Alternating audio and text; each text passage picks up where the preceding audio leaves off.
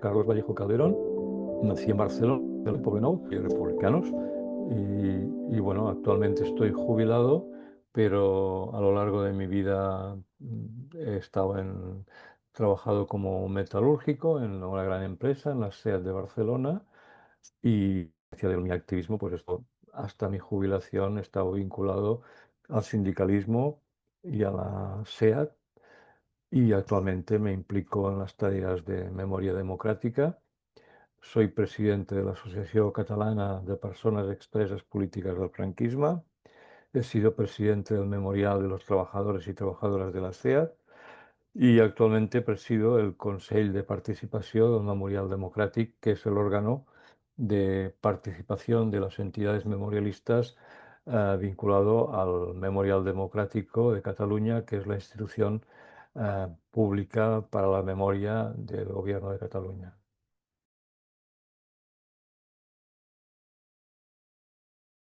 ¿No? A diferencia de otras familias en España, donde imperó el silencio por el dolor y el miedo de la represión que la dictadura ejerció durante más de 40, bueno, los 40 años y algo de posterior. En mi caso, en cambio, hubo transmisión familiar. Mis padres me explicaron cuáles fueron sus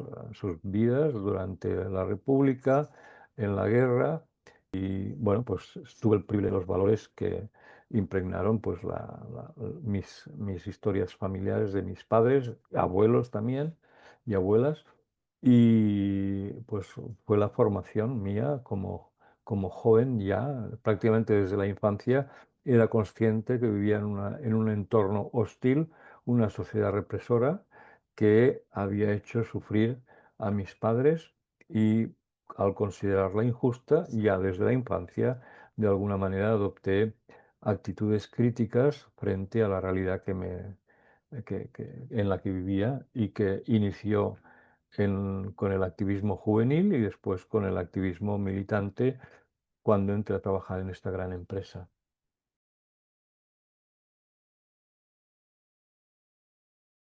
Bueno, primero hay que ser consciente, y a veces es difícil explicar a los jóvenes qué es una dictadura, qué es el franquismo, qué es el fascismo en el cual se inspiró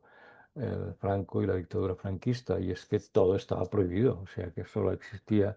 los organismos del propio poder, el partido único, sindicato único, con el escaso margen de una institución que apoyó el golpe de Estado, que fue la Iglesia que tenía su propia legalidad. Entonces, en estas ilegalidades o semilegalidades que nos permitía la colaboración de algunos sectores de progresistas dentro de la Iglesia, pues yo me impliqué primero en la militancia en la universidad, en la Escuela Industrial de Barcelona, con el Sindicato Democrático de Estudiantes, que participé en la creación del Sindicato Democrático de Estudiantes, el STEUP de Barcelona, y cuando entré a trabajar en la SEAT, pues en la organización clandestina de las comisiones obreras, previa a una militancia política clandestina como miembro del PSUC, Partido Socialista Unificat de Cataluña, que era el equivalente al Partido Comunista de España en Cataluña. Entonces yo entré clandestinamente organizado en la SEAT, y a partir del primer momento ya participé digamos, en las tareas organizativas clandestinas, con lo cual, digamos que fue la consecuencia después de la represión, porque el que había organizado dentro de la SEAT clandestinamente eran las comisiones obreras, y me impliqué en la organización clandestina de comisiones obreras, pero al cabo del tiempo, con una actividad pública, porque nuestro planteamiento era, digamos, movilizar a los trabajadores y las trabajadoras, y desde la clandestinidad estricta no lo podíamos. Preservábamos la estructura clandestina organizativa, que suponía pues imprentas clandestinas, pero hacíamos una actividad pública en defensa de reivindicaciones laborales, sin decir de qué militancia éramos, porque eso significaba ir directamente a la cárcel, como me pasó después, pero sí que ponernos al frente de los problemas laborales para hacer frente a la empresa, para que se negociaran mejoras salariales, de condiciones de trabajo, de horarios, etcétera, todo lo que son una actividad normal actualmente, porque es un derecho constitucional, la huelga y el estar en un sindicato o en un partido, entonces eso era un delito y con el riesgo que suponía. Y bueno, al convertirme en una persona más o menos conocida por mis compañeros y compañeras, por ponerme al frente de las reivindicaciones, tuvo lugar después las consecuencias de la represión.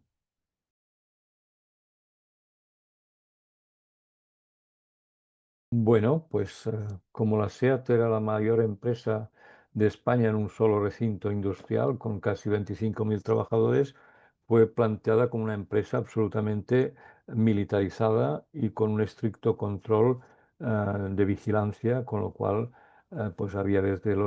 la jerarquía, que muchos eran militares, generales, coroneles, etcétera, como los servicios de vigilancia, que eran ex policías jubilados, armadas o guardias civiles, y luego habían miembros de la Brigada Político-Social, la policía secreta, que también estaban infiltrados dentro de las TEAs, sumando a las personas que hacían de confidentes a cambio de favores o dineros, etcétera, que desgraciadamente en dictadura es una especie bastante generalizada, los que se aprovechan y o ejercen de confidentes para obtener ventajas o favores, ¿eh? O sea que la dictadura no es solo represión, sino también son este tipo de favores a las personas colaboracionistas. Bueno, la SEAT era totalmente, digamos, una empresa de control y por este motivo,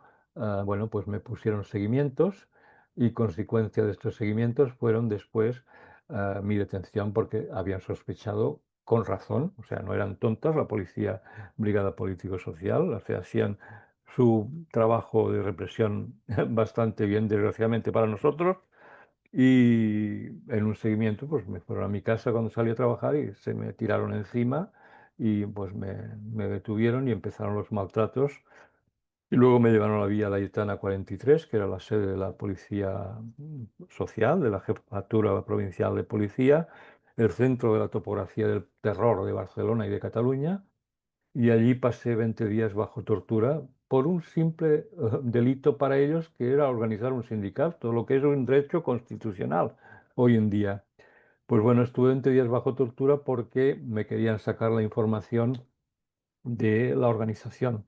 clandestina de comisiones obreras y también del PSUV, Partido Socialista Unificado de Cataluña, porque sabían de alguna manera que yo estaba implicado en los dos frentes, ¿no?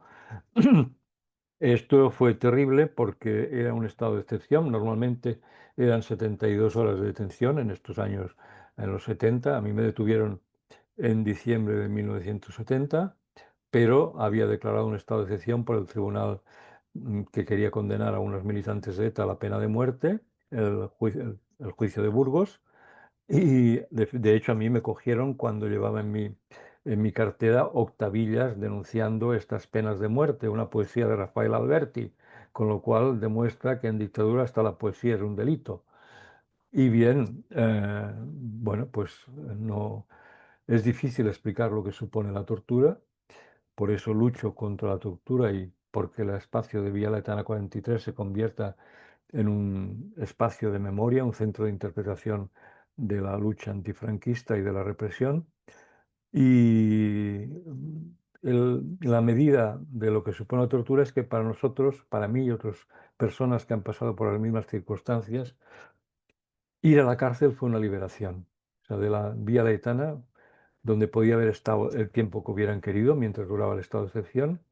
para nosotros fue un alivio ir a la cárcel porque se acababa la tortura, empezaba la privación de libertad, pero al menos la tortura directa se acababa. Bueno, yo acabo de decirte que fue un alivio en el sentido comparativo de lo que es estar en manos de los verdugos, solo, aislado, sin contacto con abogados, familia, sin saber cuánto tiempo estarías bajo sus manos y con tortura física, psicológica, o sea que no entraré en detalles porque ya lo he explicado varias veces, y el trauma es algo que lo llevamos interiorizados y no se supera, forma parte de nuestra biografía, lo que hemos pasado por estas circunstancias, pero la cárcel digamos, no era una vida, o sea, es no vivir. La cárcel no es vivir en la cárcel, es subsistir en la cárcel. La única diferencia cualitativa es que ya no estás solo. O sea, en la cárcel éramos muchos presos políticos y sociales y abordamos colectivamente, en la medida de lo posible, la, la estancia en la cárcel, aprovechar al máximo pues, formación. En la cárcel habían abogados, catedráticos, estudiantes, obreros.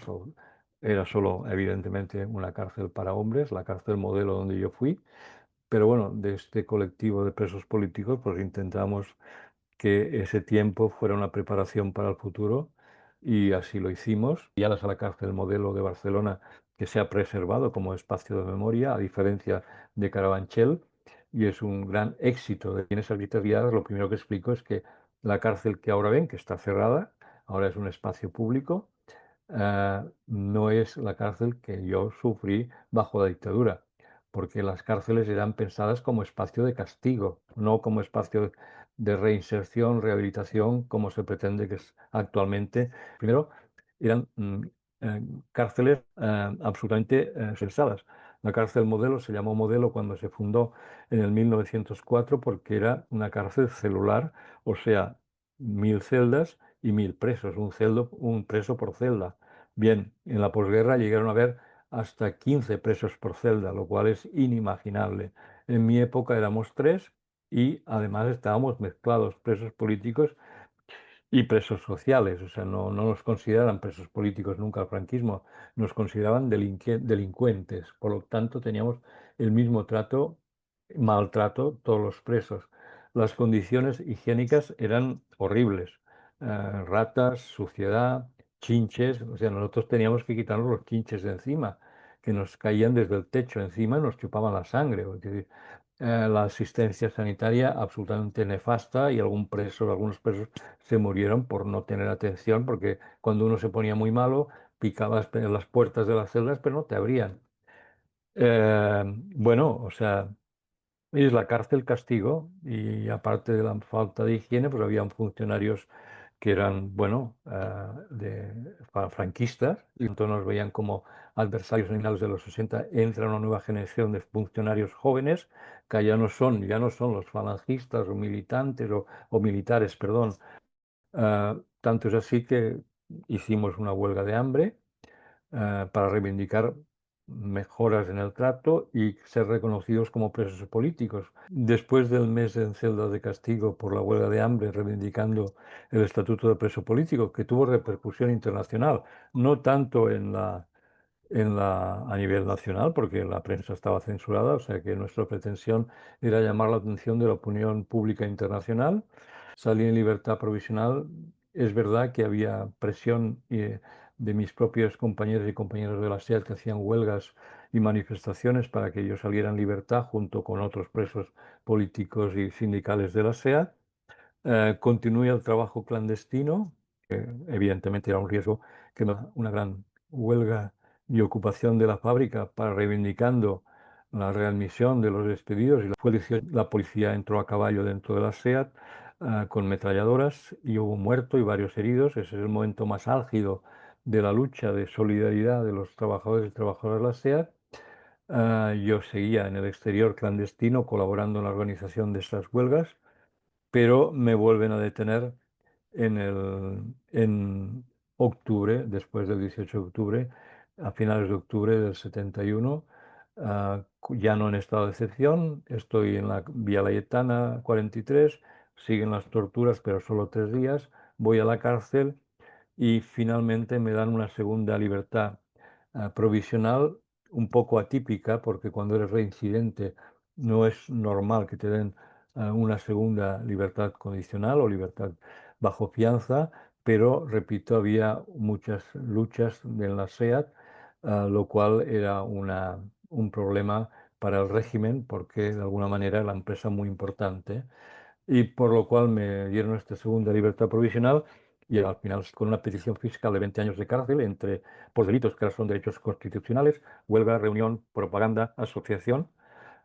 pues decidimos colectivamente, la Organización de Comisiones Obreras, de que me fuera al exilio y que saliera clandestinamente a Francia.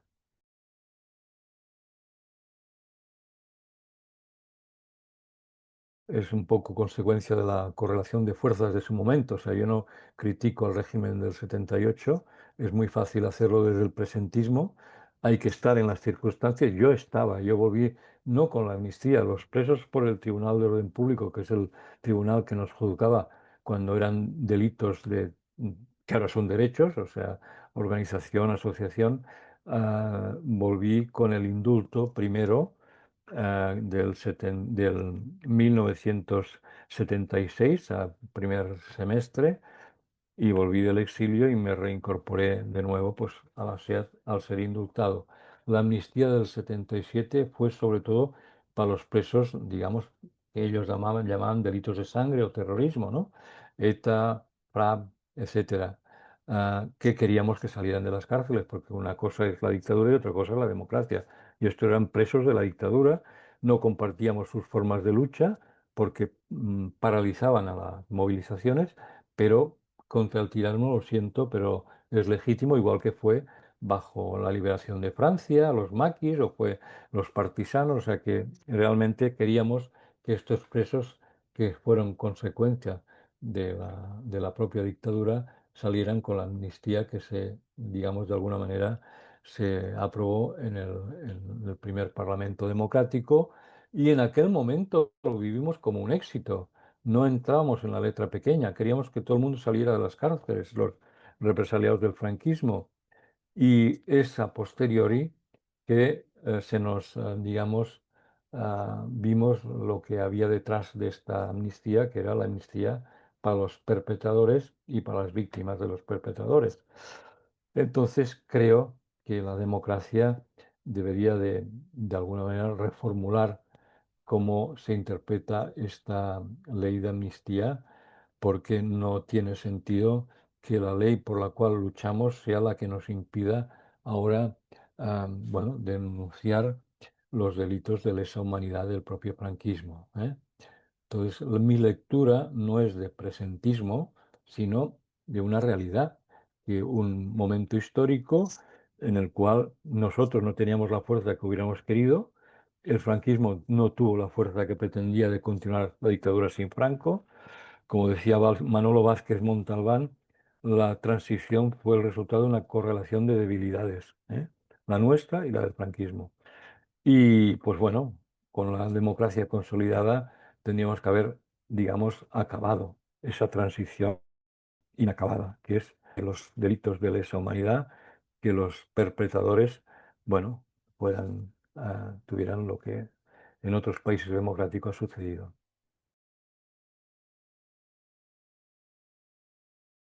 Bueno, primero que es importante saber de dónde venimos, no solo a nivel histórico, sino incluso a nivel familiar. Valdría mucho la pena que los jóvenes hablasen con sus padres, con sus abuelos, sabieran, supieran cuáles son sus historias familiares, además de la historia colectiva. Es muy triste que hay familias cuyos nietos se han enterado que tienen,